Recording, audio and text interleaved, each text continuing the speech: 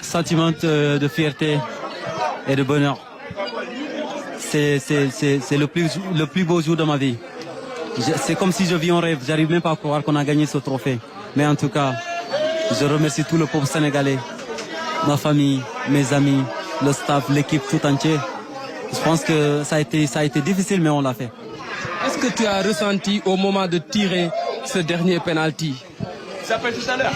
Avant d'aller tirer le penalty, j'ai demandé à tous mes coéquipiers de me mettre béni. Et tout le monde était tellement excité pour moi, ils étaient tellement contents quand j'allais tirer parce que ils me connaissaient tous parce que je m'entraîne à l'entraînement tout le temps, je marquais. Quand j'ai raté, ils n'avaient pas douté. Et quand j'ai repris le penalty, ils étaient tellement confiants, ils savaient que j'allais marquer. Sadio ci wolof lan nga ressentir fi mu ne nii ginnaaw bi Sénégal gagné li nga xam ni mooy Coupe d'Afrique.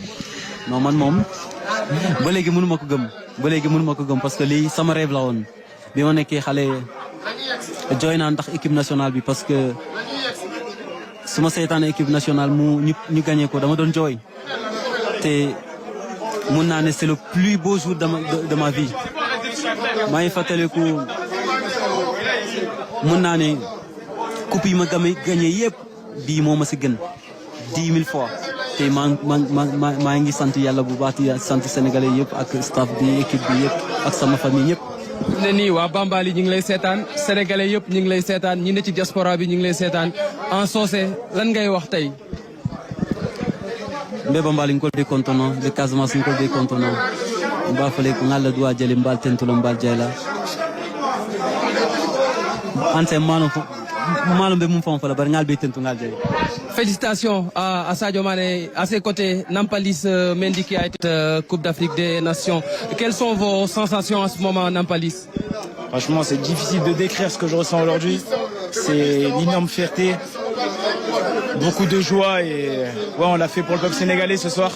Et pour nous-mêmes aussi, dès le début de cette CAN, avant même que la CAN commence, on savait qu'on avait les qualités et les capacités pour remporter cette compétition. On a fait quelque chose de grand et c'est génial. Qu'est-ce que ce trophée représente dans votre carrière? Papy, tu pas, t'es champion d'Afrique, mon frère. Il représente beaucoup de choses, hein. Il représente tout. Je pense que c'est la plus belle chose de toute ma carrière. J'avais jamais connu ça. Et c'est un jour que j'espère que j'ai pas envie que ça s'arrête. Donc voilà, très très fier de tout le monde, de tout un groupe. On a été une vraie famille. Tout le monde a été uni, soudé et je pense que ça s'est vu sur le terrain. Félicitations à vous, Nampalys Mendy. Nous sommes avec Moustapha Nam. Moustapha, vous êtes champion d'Afrique.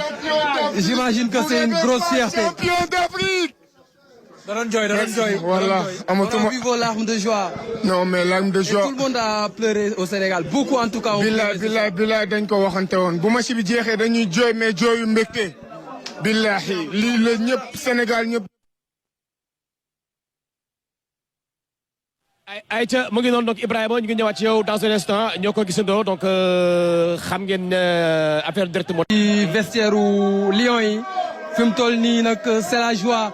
joueurs yi kontaan nañ trop ñi ngi manifester xanaa ñu dem rek ci Sadio Mané mi nga xam ni mooy meilleur joueur Coupe d'Afrique bi un joueur de classe mondiale une fierté pour le Sénégal c'est lui qui tire le penalty décisif qui donne le trophée continental enfin au Sénégal. Sadio, qu'est-ce que vous ressentez en ce moment?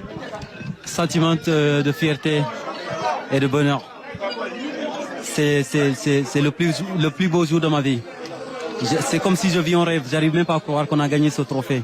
Mais en tout cas, je remercie tout le peuple sénégalais, ma famille, mes amis, le staff, l'équipe tout entière. Je pense que ça a été difficile, mais on l'a fait. Est-ce que tu as ressenti au moment de tirer ce dernier penalty? Ça s'appelle tout à l'heure. Avant d'aller tirer le penalty, j'ai demandé à tous mes coéquipiers de me mettre béni.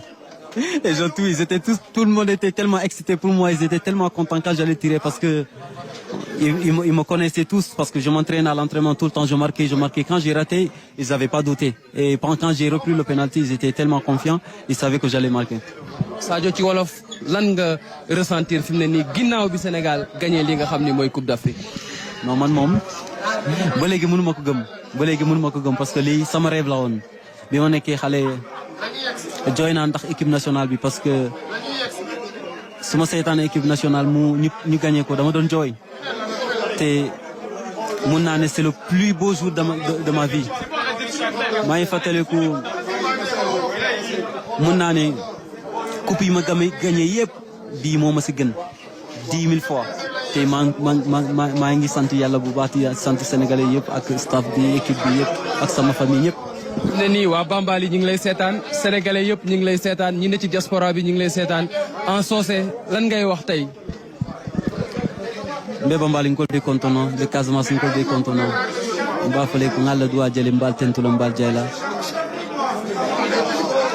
ante malo be mum fon fala bar ngal be tentu ngal jay.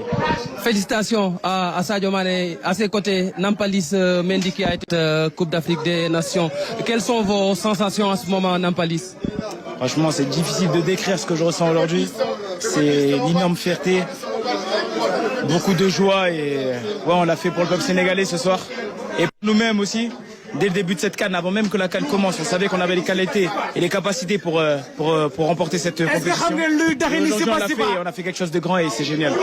Qu'est-ce que ce trophée représente dans votre carrière? Papi, tu pas, t'es champion d'Afrique, mon frère. Il représente beaucoup de choses, hein. Il représente tout. Je pense que c'est la plus belle chose de toute ma carrière. J'avais jamais connu ça. Et c'est un jour que j'espère que j'ai pas envie que ça s'arrête. Donc voilà, très très fier de tout le monde, de tout un groupe. On a été une vraie famille. Tout le monde a été uni, soudé et je pense que ça s'est vu sur le terrain. Félicitations à vous, Nampalys Mendy. Nous sommes avec Moustapha Nam. Moustapha, vous êtes champion d'Afrique. J'imagine que c'est une grosse fierté. Champion d'Afrique. Voilà. On a vu vos larmes de joie. Non, mais larmes de joie. Et tout le monde a pleuré au Sénégal. Beaucoup en tout cas. Billahi dañ ko waxante woon bu match bi jeexee dañuy jooy mais jooyu mbégte. Billahi lii la ñëpp Sénégal ñëpp. ayca mu ngi noonu donc Ibrahima ñu ngi ñëwaat ci yow dans un instant ñoo ko gisandoo donc xam ngeen affaire